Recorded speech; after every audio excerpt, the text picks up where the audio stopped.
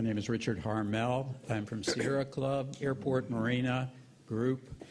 The Ballona wetlands is a groundwater-dependent ecosystem, and its groundwater is critical for the survival of the Ballona's freshwater wetlands. We're going to be looking at a short Vimeo to be on groundwater-dependent ecosystem. It shows the danger of artificial pumping and how lowering groundwater levels causes the death of ecosystems. So as we're watching this one, when we start, I'll be running along with the descriptions as to what's happening. You see the water levels underneath. And so during normal seasonal changes, you have water coming in and the water levels, underground water levels going up. And in dry summers, the plants depend on the groundwater as their principal water source. As groundwater pumping begins, artificial groundwater pumping, it creates a lower underground level in the aquifer.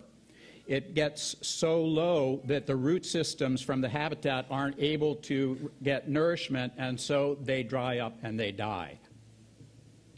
Fresh groundwater is being lost. The waters to recharge the underlying aquifer are being pumped out, drained, or diverted away from Ballona, being discharged directly into Ballona Creek and then directly into the ocean or into a sanitary sewer system. Should we allow the massive destruction and killing of species that will inevitably take place? From a restoration standpoint, Ballona wetlands is historically a coastal seasonal freshwater wetland. And the diagram that you're looking at shows those underlying aquifers that are classified legally as drinking water.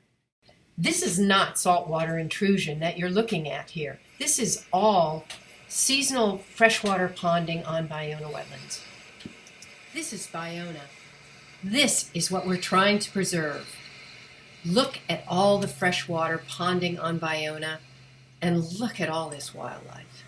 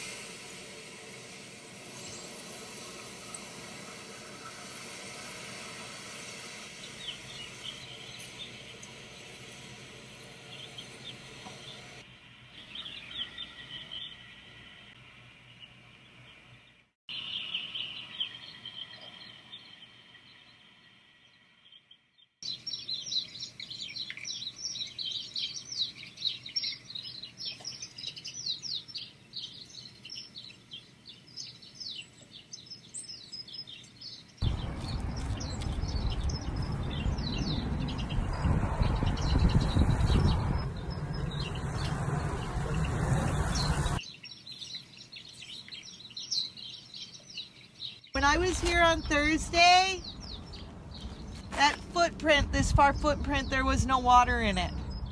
So the water's flowing down and coming up. This water's coming from underground, not above. This is proof positive, guys. There's fresh water galore underneath our feet. So LA Audubon extremely focused on education, which is why I'm here, and the conservation and restoration. And then the pickleweed. This is a great spot to take the students. And I love the little round balls that they dig out. Ballona Creek, remember, from Centinela down, it's all bubbled on.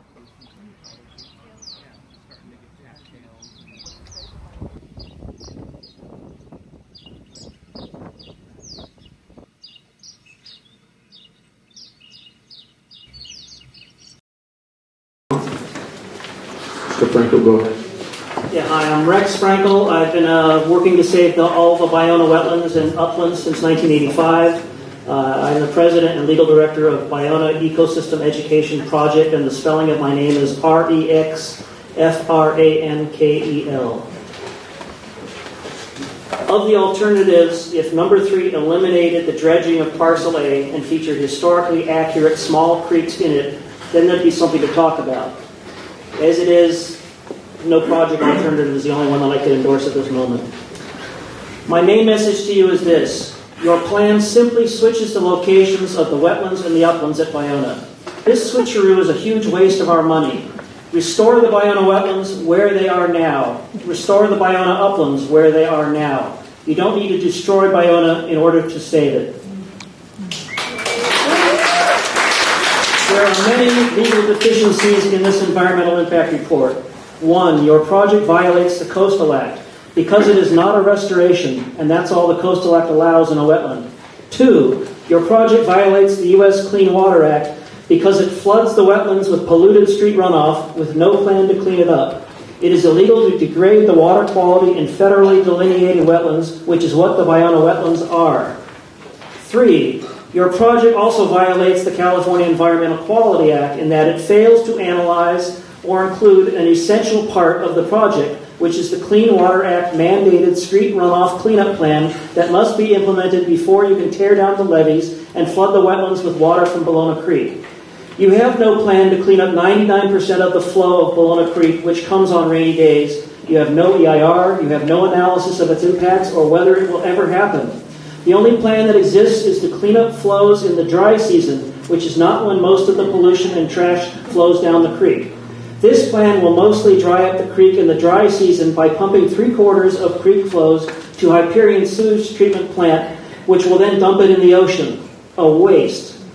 Then your own EIR says it will be too difficult to provide fresh water to the wetlands, so you dismiss all freshwater alternatives as, quote, mechanized or high maintenance. But that problem of lack of fresh water is created by your partners.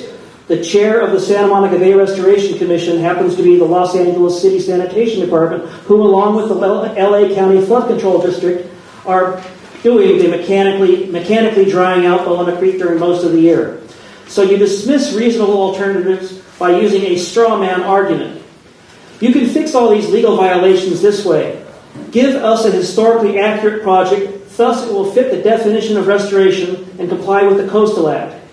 2, don't flood our wetlands with polluted, cruddy Ballona Creek stormwater, which may never be cleaned up. Instead, pipe the clean flows during the dry season from the new Ballona Creek Dry Season Treatment Plant, which is being constructed in Culver City, to restore the historical freshwater marshes of the Ballona wetlands.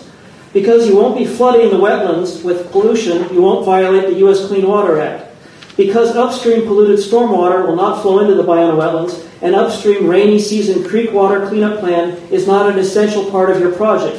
Thus, you will then not violate CEQA by deferring analysis of what is no longer an essential part of your project.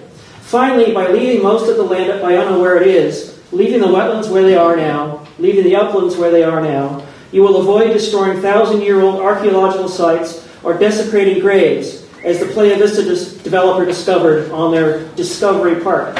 What an ironic name. You will avoid evicting the wildlife while engineering firms and their friends heal their wallets at our expense. Listen to the groups who saved over 600 acres when others were willing to let it be paved. This current plan is not bringing back Baiona. Let's actually restore Baiona, not turn it into something it never was. Thank you. Thank you, sir.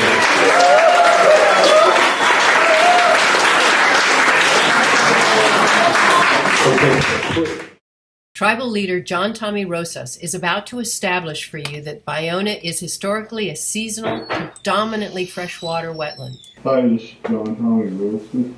In 1923, and actually before, about 1906 to 1909, and then 1920, they had various lawsuits and cases, so this got realigned and different things happened, but on this USGS map, what's important is the federal government determined that the channel should run and stop here, and this is their mark there for fresh water that comes down is let go into the freshwater wetlands that was already existing.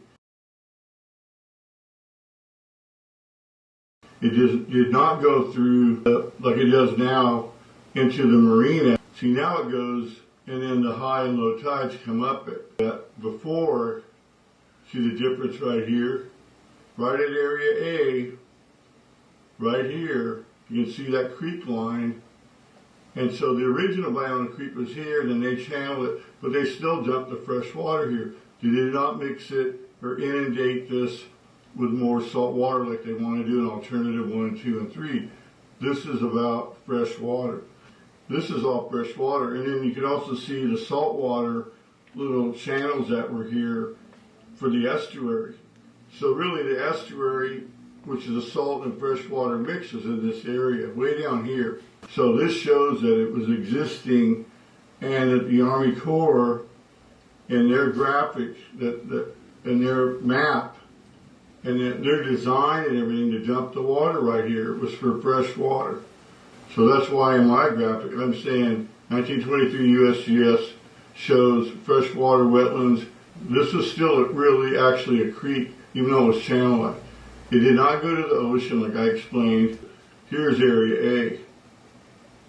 So they want to rip all this out and then have that be saltwater treated, and it was never like that. And what's important about this video and what I'm explaining is that it shows that this was fresh water before, but it was made purposely freshwater restored again by the freshwater restoration of the channel. So they can't say that they're restoring anything. If they're going to restore it, it should be to this alignment and this source of water, which we can get from Playa Vista's freshwater here. In the EIS, we have to go for the freshwater alternative.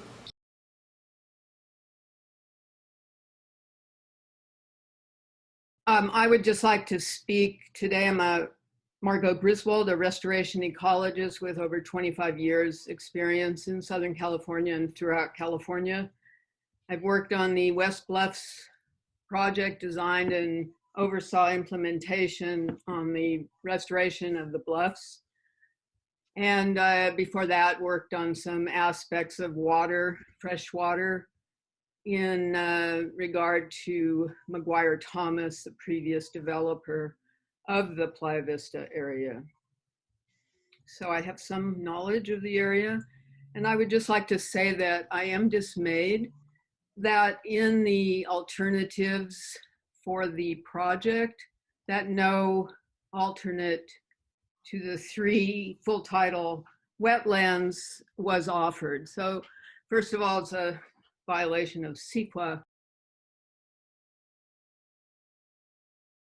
Now this set of pictures is really important because it takes, and it's by Tony Orm and Palacios Best is the last name. I think the paper is 2003 or something like that. Upper left, 7,000 years before present.